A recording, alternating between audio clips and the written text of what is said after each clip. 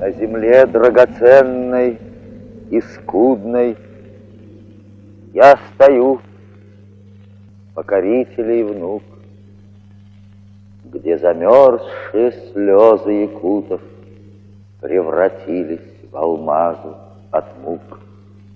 Ни добытчиком, ни атаманом я спустился к Алекме реке, голубую пушнину тумана, тяжко взвешивая на руке.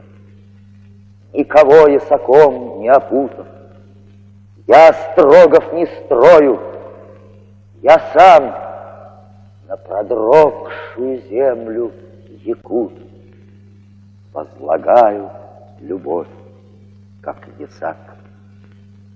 Те могилы кругом, как наросты, и мне стыдно, как будто я тать.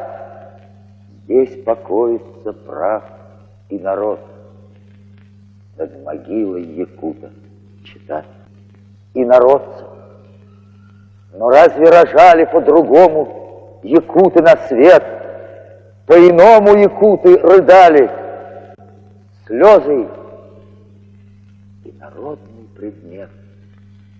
Жили, правда, безводошно, дико, без стреляющей палки, креста, но, в общем-то, добро и тихо.